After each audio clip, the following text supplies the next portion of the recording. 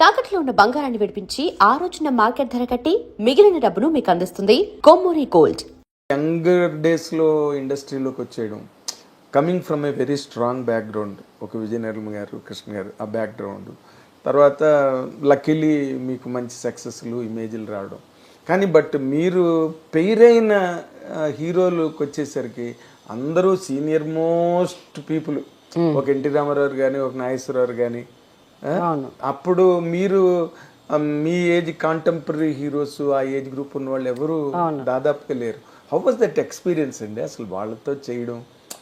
You're a very small girl వాళ్ళ ముందు. Tiny tiny tiny అప్పుడు అట్లా దట్స్ వాట్ ఇండస్ట్రీ. ఏమవుతుందంటే ఆ ఫ్లోలో వెళ్ళిపోతుంది అదే మనకి. సో బిగినింగ్లో కొంచెం ఇబ్బందిగా ఉండేది. రామారావు గారు మా ఫాదర్ కంటే చాలా పెద్ద ఆయన అప్పటికే. సో లైక్ నాగేశ్వరరావు గారు మా ఫాదర్ కంటే చాలా పెద్ద. అట్లా ఉండేది కొంచెం ఇనిషియల్గా కొంచెం. బట్ వాళ్ళు ఏంటంటే సెట్లో ఒక 4-5 రోజులు మాట్లాడిన తర్వాత నువ్వు ఏజ్లో పెద్దనా అది ఉండదు మనకి. క్యారెక్టర్, సీన్, డైలాగ్ అది ఉంటుంది మనకి. దాంట్లోకి వెళ్ళం ఇబ్బంది. రామారావు లాంటి వెటరన్ పక్కన యాక్ట్ చేస్తున్నావు ఫీలింగ్ ఉంటుంది, భయం వేస్తుంది. అది చాలా భయంగా ఉండేది. నాగేశ్వరరావు గారు అంటే ఫస్ట్ ఏమో భయం వేసేది.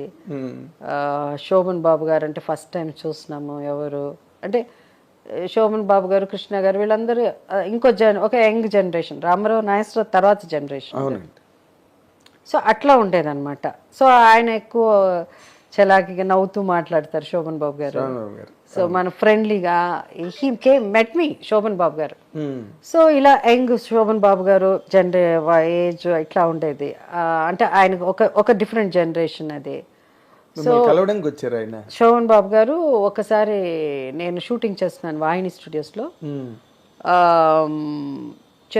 చేస్తూ ఉంటే ఆ మేకప్ రూమ్స్ ఎక్కడో ఒక చోట ఉంటుంది కదా. సో ఈ పక్కన వాహిని స్టూడియోస్లో ఫ్లోర్స్, షూటింగ్ ఫ్లోర్స్ ఆపోజిట్ ఎదురుగా ఉండేది, లేకపోతే పక్కనే ఉండేది, వరుసగా ఉండేది. సో ఏ ఆర్టిస్ట్ ఆ రోజుల్లో వ్యానిటీ వ్యాన్ అంత లేదు కదా. ఏదైనా మేకప్ ఇక్కడ నుంచి అక్కడికి కార్లో వెళ్ళాలంటే ఎక్కువ, అది అంత ఓవర్, అది అంత సీన్ ఉండేది కాదు ఆ రోజుల్లో.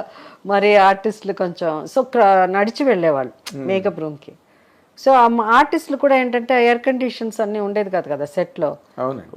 లోపల వేడిగా ఉంటే వాళ్ళు షార్ట్ రాకపోతే బయట కుర్చీలు వేసి కూర్చుంటాం అందరం. కుర్చీలు వేసి కూర్చుంటాం. ఏ ఫ్లోర్కి ఆ బయట కుర్చీలు ఉంటాయి కూర్చుంటాము. సో నేను ఒకసారి అలా కూర్చుని ఉంటే శోభన్ బాబు గారు వెళ్తున్నారు. వెళ్ళగానే మన వాళ్ళు ఎవరు పక్కన ఇంకో యాక్టర్ ఎవరో ఉన్నారు. ఆయన బాబు గారిని చూడగానే లేచి నించోగానే పెద్ద హీరోగా శోభన్ బాబు గారు వెళ్తున్నారంటే ఆయన నించున్నారు, నేను కూడా లేచి నించున్నాను. సో అంత దూరంలో ఉన్నాం మేము అప్పుడు. He walked came to us, I mean మా దగ్గరికి వచ్చి అండ్ హీ సెడ్ హలో అని చెప్పేసి, మీ పేరు జయసుధ కదా అని అడిగారు ఆయన. నేను ఇంకా చెప్పకముందే ఆయన అడిగారు. అవునండి అలా అన్నాను. ఓకే ఓకే చూశాను మీరు ఇచ్చిన క్యూట్గా చాలా బాగుంటారు. మీ గురించి నాకు సత్యనారాయణ గారు చెప్పారు, మన ఆర్టిస్ట్ కైకాల సత్యనారాయణ. ఒక అమ్మాయి ఇప్పుడే పైకి వస్తున్నదా, చాలా పెద్ద ఆర్టిస్ట్ ఉందని నమ్మకం ఉందని ఫస్ట్ నా గురించి ఆ వర్డిక్ట్ ఇచ్చింది కైకాల సత్యనారాయణ గారు.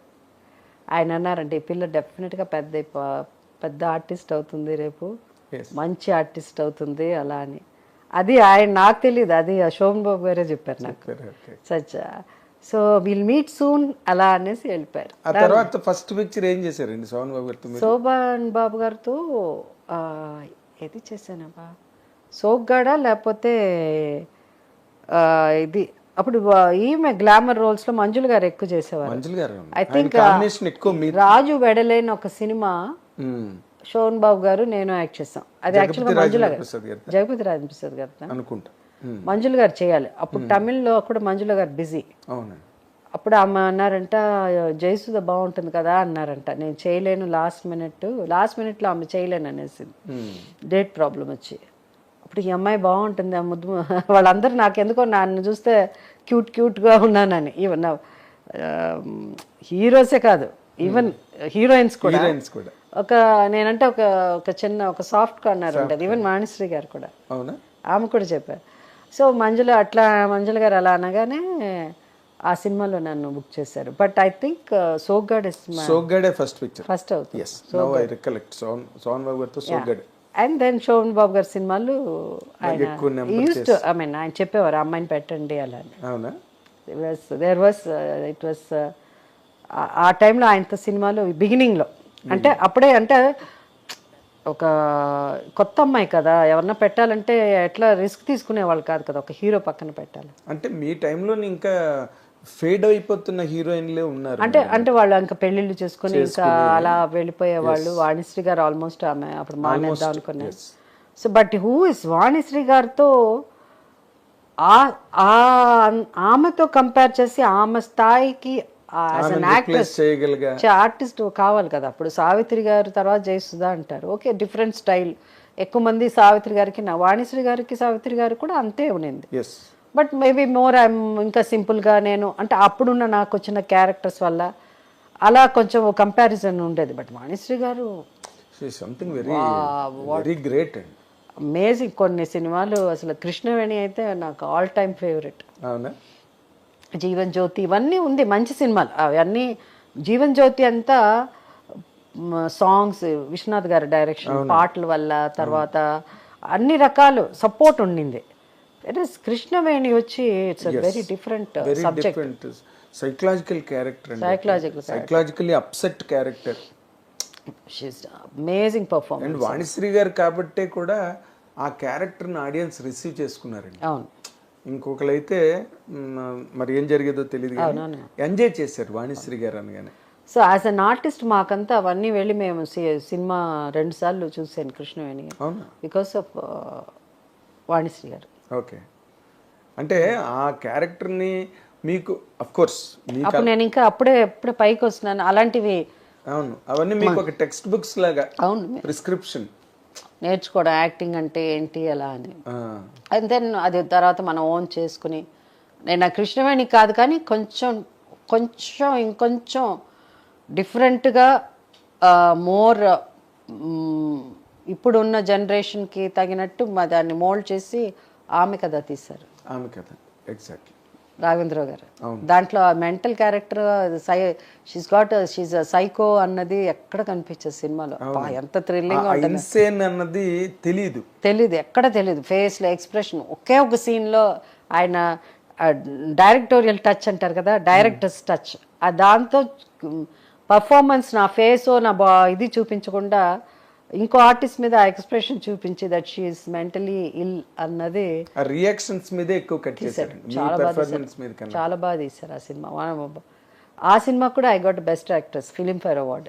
అంటే రామారావుతోని నాగేశ్వరరావుతోని చేసేటప్పుడు మీరు మేజర్ డిఫరెన్స్ మీకు ఏం కనిపించిందండి మీ వరకు? అంటే మీ మూమెంట్ కానీ లేకపోతే మీ యాక్సెస్ వాళ్ళతోని? రామారావు గారు నాగేశ్వరరావుకు మధ్య ఉన్న డిఫరెన్స్, రామారావు గారు ఏంటంటే కొంచెం రిజర్వ్డ్గా, అంటే ఎక్కువ మాట్లాడతారు.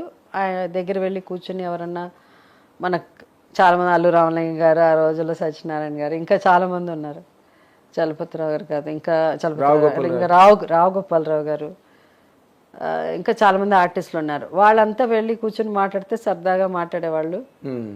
హీరోయిన్స్ అంటే కూడా ఇప్పుడు అంటే మేము మా జనరేషన్ వచ్చి ఇప్పుడు ఆయన వాణిశ్రీ గారు, శారద గారు, లేకపోతే ఇంకో 2-3 ఆర్టిస్ట్ హీరోయిన్స్ అట్లా ఆ జనరేషన్ చూసారు. సడన్ గా ఆయనకి అడవి రాముడు వచ్చేసరికి జయసుధ, జయప్రద అనేసరికి ఆయన కూడా he was feeling little uncomfortable. అవునా?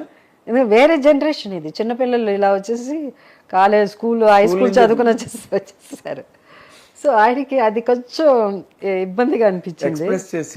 లేదు, ఆయన ఎక్కువ అవన్నీ మాటల్లో ఏమి చెప్పరు కానీ ఇదే లేటర్ ఆన్ అదే నేను అదే చెప్పాను చాలా. ఇప్పుడు నాకున్న పుస్తకాలు చదివేదాన్ని, క్రికెట్ అని, అది అని, ఇదని అట్లా కొంచెం ఇంటరాక్షన్ కొంచెం స్టార్ట్ అయింది. బట్ వెరస్ నాగేశ్వరరావు గారు ఇస్ టోటలీ డిఫరెంట్. అవును, ఆయన చాలా జోవియల్, ఆయనకి చాలా జోవియల్ గా ఉంటారు. తర్వాత ఏంటంటే ఆయన మాట్లాడిపోతే ఆయనకి తోచదు అది. అవును. అండ్ ఆయన అలాంటిది అనమాట ఆయన, బికాస్ హీ డజంట్.